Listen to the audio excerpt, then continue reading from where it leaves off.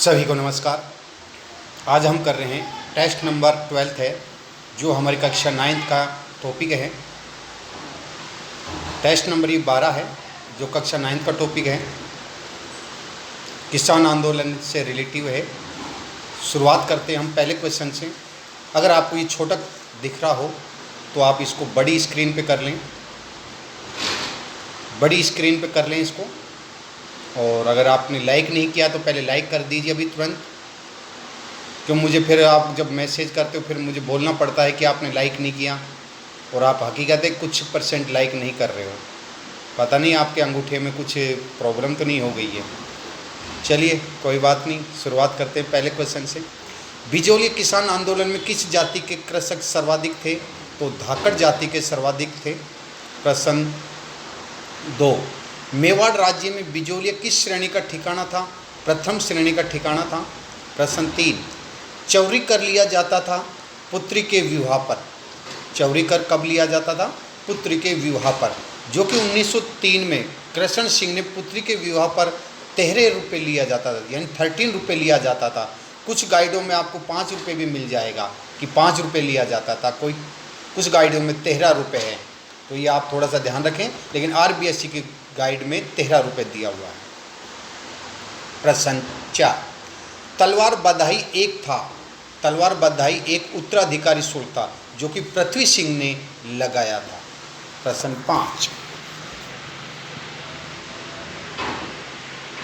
बिजोलिया किसान आंदोलन में विजय सिंह कब जुड़े? यानी बिजोलिया किसान आंदोलन हुआ था, विजय सिंह पथिक उसमें कब जुड़े? ये जुड़ा था 1915 में, जो कि विजय सिंह को महात्मा के नाम से संबोधित करते थे ऊपर माल के क्षेत्र के लोग। यानी ऊपर माल के क्षेत्र के लोग विजय सिंह को किस नाम से संबोधित करते थे? महात्मा। प्रश्न 6, प्रताप समाचार पत्र के संपादक थे गणेश शंकर विद्यार्थी, जो कि बिजोलिया आंदोलन को राष्ट्रीय स्तर पर प्रताप समाचार चर्चित किया था। यानी राष्ट्रीय स्तर पर जो चर्चा में किया था वो किसकी देन है? वो देन है प्रताप समाचार पत्र की। प्रश्न 7, गांधी जी ने किसे ऊपर माल के किसानों की स्थिति की जांच करने के लिए बिजोलिया भेजा था? महादेव भाई को भेजा था। यानी महात्मा गांधी ने ऊपर माल के जो किसान की स्थिति की जांच के लिए महादेव भाई को भेजा था। प्रश्न 8, असहयोग आंदोलन प्रारंभ हुआ गांधी के नेतृत्व में कब किया गया?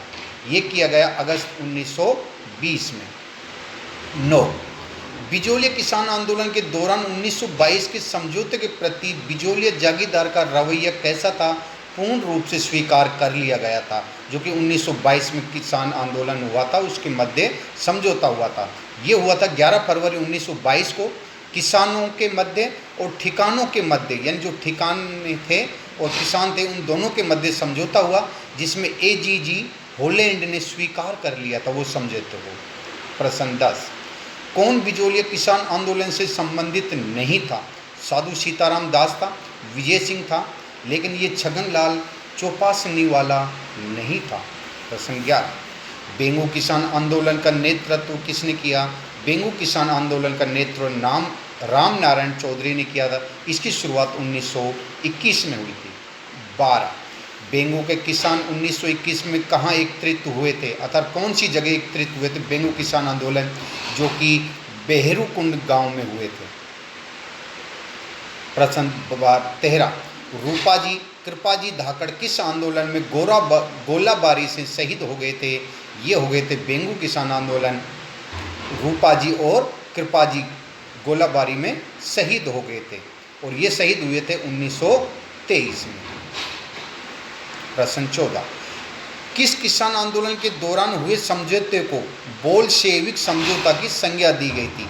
ये बेंगू किसान आंदोलन में जो समझौता हुआ उस समझौते के दौरान इसको बोल्शेविक समझौते की संज्ञा दी थी।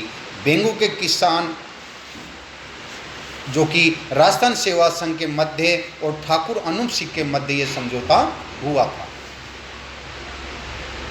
प्रश्न 15, भरतपुर किसान आंदोलन का नेतृत्व भोजी लंबरदार ने किया था। भोजी लंबरदार ने, फौजी नहीं भाई, भोजी लंबरदार ने किया था।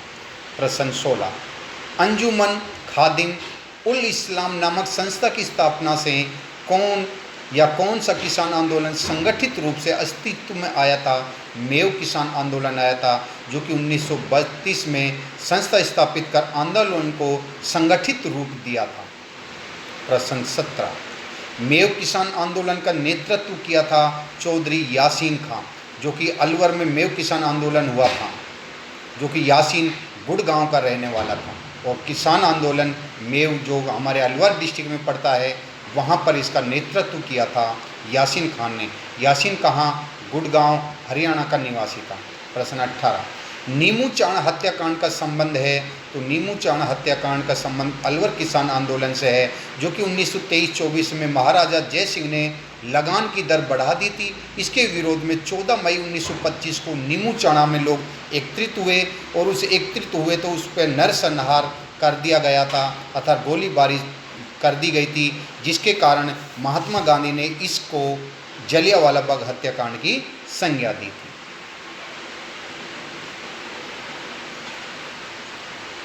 प्रश्न 21, 1921 में स्वर विरोधी आंदोलन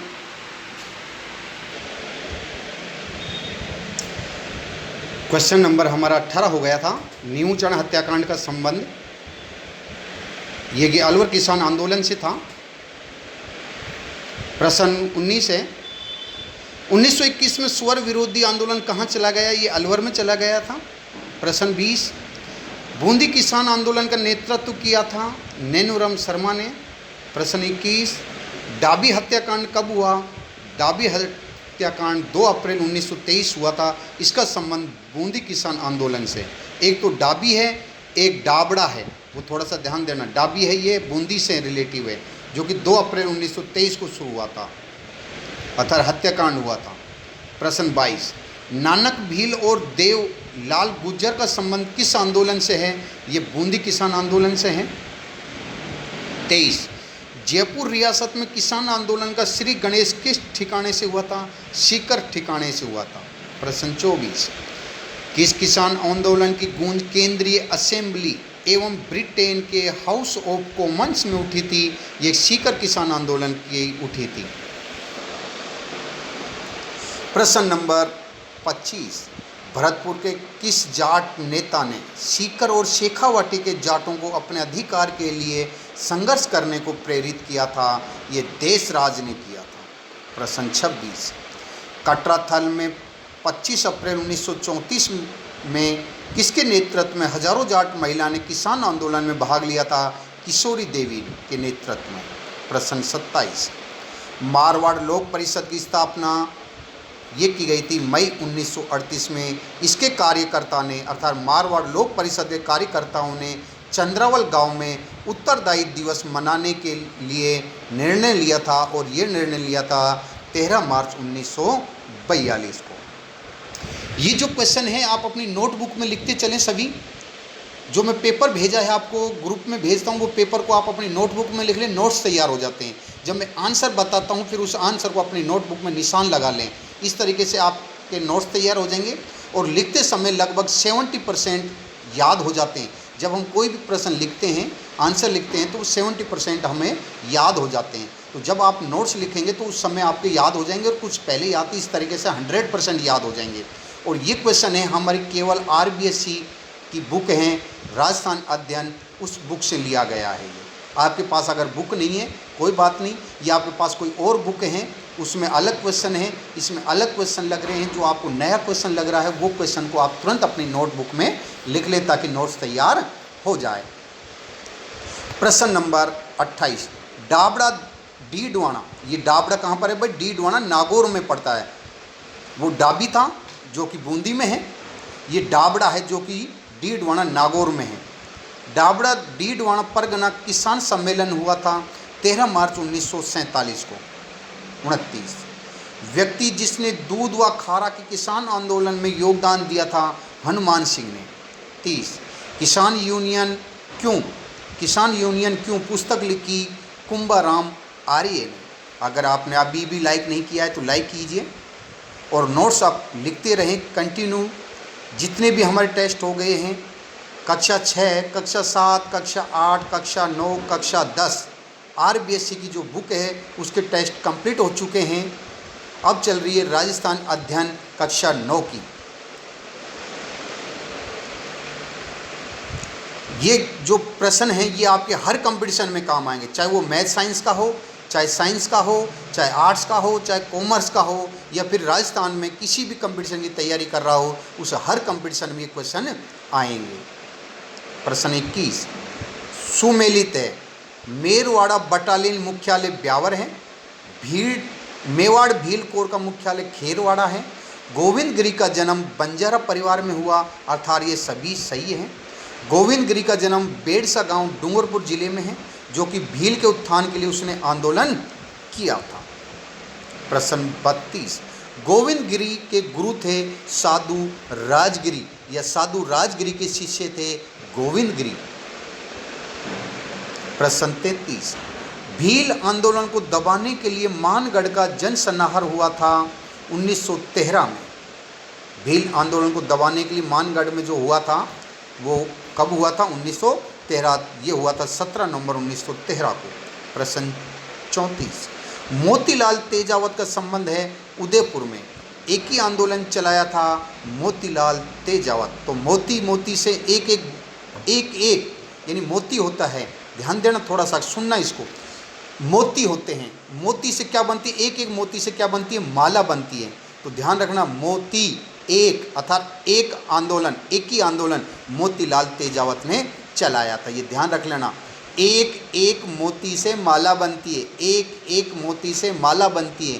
तो एक मतलब एक ही आंदोलन, मोतीलाल तेजावत, ये आंदोलन ऐसे याद कर लेना। बाकी गोविंद गुरु तो याद रहेगा ही, वो अलग है, ये एक ही आंदोलन मोतीलाल से है। 36, राजस्थान के किस राज्य में मीणाओं ने 1851 में अंग्रेज़ों के विरुद्ध विद्रोह किया था?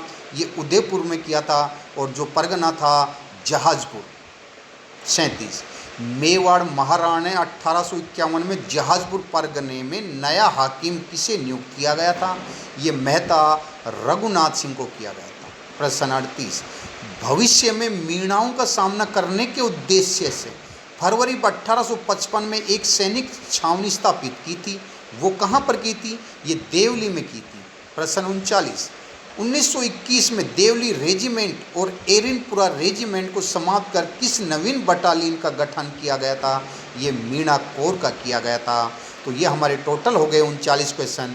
39 में से आपके कितने राइट हैं ये आप टोटल करके बताएं।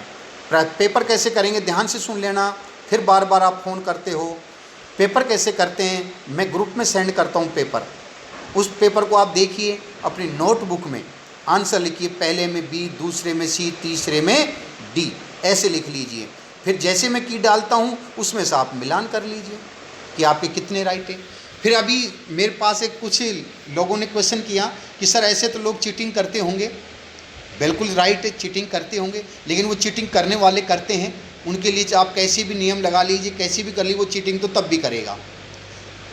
अगर आप चीटिंग कर रहे हैं, मान लीजिए आपके 39 में से 10 राइट हैं और आप ग्रुप में 25 भेज रहे हो, तो ये गलती आपकी है, अपने खुद को धोखा दे रहे हो, मुझे धोखा नहीं दे रहे हो, आप खुद को धोखा दे रहे हो। आपको ये गलत लगेगा, नंबर कम आ रहे हैं तो आप कम ही डालिए, ताकि आपको लगे मेरे कम नंबर आए हैं इसमें, अगले टेस्ट में मेरे ज़्यादा आएँ, तो आपको कॉन्फिडेंस बढ़ेगा, थोड़ा डर सा होगा, मेरे आपके 10 नंबर आए, अगली बार 12 आएंगे। आपने 10 के 25 कर दिए तो आपका मन संतुष्ट हो जाएगा, नहीं नंबर अच्छे हैं, वो देखोगे आप, लेकिन हकीकत ये है आपके नंबर 10 हैं, तो आपको नुकसान आपको, मुझे नहीं है। तो आप ये गलती, हमारे वैसे ग्रुप में लगभग 99.99 ऐसे लोग हैं जो गलती नहीं करते हैं, बिल्कुल जिसके 3 नंबर आते हैं तो 3 ही भेजते हैं। ऐसे बहुत स्टूडेंट हैं जिसके भी नंबर कम आते हैं वो कम ही भेजते हैं, और मुझे उन पर गर्व महसूस होता है। बहुत ग्रेट है मेरे ग्रुप में, चाहे वो लेडीज़ ग्रुप हो चाहे वो जेंट्स ग्रुप हो, एक से बढ़कर एक है। इसमें खुशी होती है मुझे ऐसे स्टूडेंट को पढ़ाने में, मज़ा आता है मुझे टेस्ट लेने में। ऐसे स्टूडेंट के लिए बिल्कुल जी जान लगा रखी है उन्होंने भी, मुझे अच्छा लगता है ऐसे स्टूडेंट के लिए हेल्प करना, मुझे बहुत खुशी होती है।